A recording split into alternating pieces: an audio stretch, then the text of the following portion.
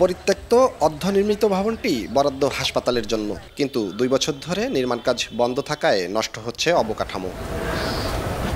2018 সালে কেটি ও এমসি নামের যৌথ ঠিকাদারি প্রতিষ্ঠানকে কাশিয়ানীর নিজামকান্দি 20 শয্যা বিশিষ্ট হাসপাতাল নির্মাণের কার্যাদেশ দেয় স্বাস্থ্য প্রকৌশল অধিদপ্তর। ভবন নির্মাণ শেষ হওয়ার কথা ছিল 2020 সালের এপ্রিল মাসে, অথচ 4 দফা মেয়াদ বাড়ানো হলেও নির্ধারিত সময়ে তা শেষ হওয়া তো দূরের কথা, 2 বছর ধরে কাজই বন্ধ রেখেছে ঠিকাদারি প্রতিষ্ঠান। এতে ক্ষুব্ধ এলাকাবাসী। এই যে হসপিটালটা হওয়ার কথা ছিল, যে কাজ হওয়ার কথা ছিল, কোনো কাজই হয় নাই।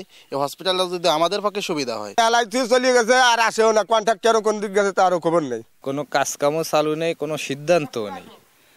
আমি বর্তমান এই কেয়ারটেকার হিসাবে একাই খুব দুরবস্থার মধ্যে এখানে পড়ে আছে। সরকারের কাছে আবেদন যে আমাদের কাজটা দ্রুত মনে করে যে শেষ করলে হয়তো আমরা মনে করে যে উপকৃত হব। এদিকে মাত্র 35 থেকে 40 ভাগ কাজ শেষ করে প্রকৌশলীদের সহযোগিতায় 50% বিল তুলে নিয়েছে ঠিকাদার। তবে ঠিকাদারি প্রতিষ্ঠানের পক্ষে সাফাই গেয়ে কার্যাদেশ বাতিল করে পুনঃ টেন্ডার আহ্বানের সুপারিশ করা হয়েছে বলে জানান নির্বাহী প্রকৌশলী। বাকি কাজটা শেষ করার জন্য 5th সেক্টর প্রোগ্রামে অন্তর্ভুক্তির জন্য আমরা সুপারিশ প্রদান করা হয় এবং এটা এখন প্রক্রিয়াধীন আছে। সার্বিকভাবে এই কাজটার মধ্যে অনিয়মের চিত্র রয়েছে মর্মে প্রতিমান হয়, আমরা প্রধান কার্যালয়ে এটা প্রকাশ্য অনুসন্ধানের জন্য প্রতিবেদন দাখিল করি।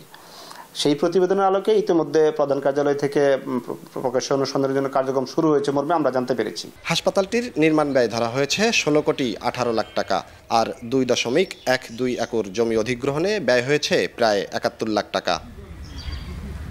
জয়ন্ত শিরালী, সময় সংবাদ, গোপালগঞ্জ।